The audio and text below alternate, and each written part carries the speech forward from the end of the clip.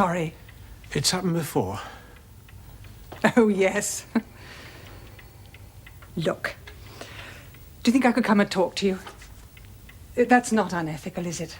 I'm rather worried about him. Yes, of course. Look, could you come in tomorrow at 11:30 after normal surgery hours? Yes, fine. Oh, look, I'd better go up to him now. Yes, sure.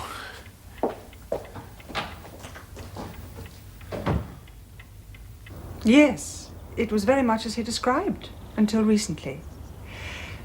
John's a difficult man to live with. Well, as you can imagine. Yes, I can. And I suppose I've been rather unhappy for most of my marriage. Well, just normal unhappiness, nothing out of the ordinary. Although I did come a bit close to cracking up about a year ago. Yes, look, I ought to tell you I took the liberty of checking your file. I hope you don't mind. You were seeing us quite a lot then. Persistent headache, mild depression, insomnia. Oh, yes, all that. Well, gone now. And you're not on our lists anymore? No. I didn't fall out with Dr. Rosemary or anything. It's just that, well, it's a long way in now that we're not on campus. And we've got Dr. Parker just round the corner, and he's very good with the children. No, please, you don't have to apologize. Anyway, it's not about you, all this, is it? Well, it is, really. Knew I was going to have to tell you, but... Well, I dare say you've guessed. I'm having an affair with someone. And it's made me really happy.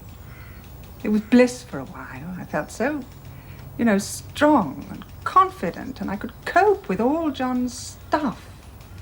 Then he found out, yes? He asked. I told him. Well, I didn't think he'd mind.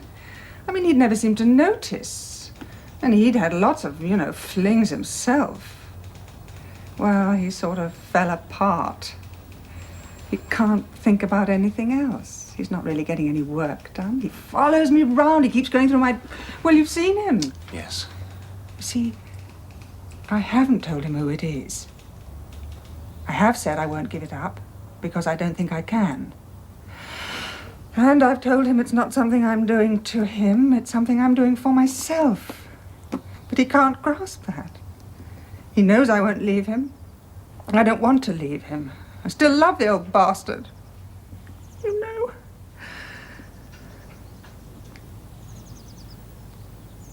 What a long face. It's not that bad. Come on, cheer up. Here, have a cigarette. I don't smoke. Well, actually, I will. Thank you. You are a funny man. No wonder John likes you.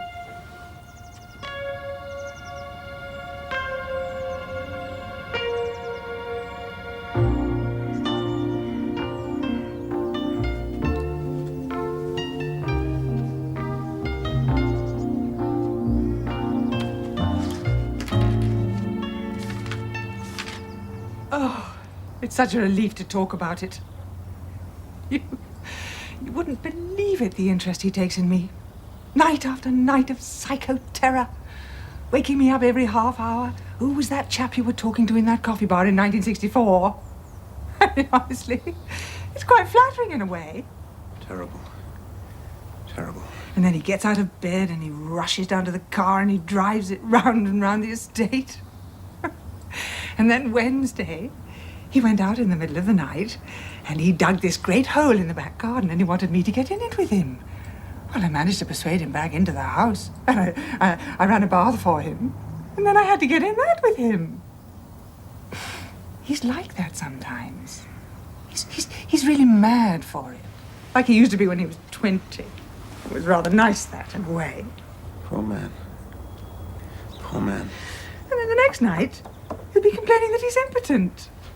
I mean, look, John, I said to him, you were at it all night last night. You're bound to be a bit tired. Oh, no, my sexual life is over. It must be awful for both of you. It's hell. And the violence. He's violent, too. Oh, not with me. Oh, it's all right, Stephen, don't be upset. Just things. Things? Just yesterday he took a hammer out and he gave his filing cabinet a frightful beating. It's awful to say this, but it's quite exhilarating in a way. I mean, he's such a performer. biggest biochemical research lab in Europe, longest list of publications, and now he's got to have the biggest nervous breakdown ever. Mrs. Fury. Helen, please. Helen, I think your husband is in need of specialist help. I'll try and get him to agree to my referring him to a consultant psychiatrist. I'm sure he'll go if you say so. He really trusts you, Stephen. Oh, you know, I think you're a hell of a doctor, too. You've done me so much good today. Do you know, I feel really cheerful now. Oh, thanks very much, Helen.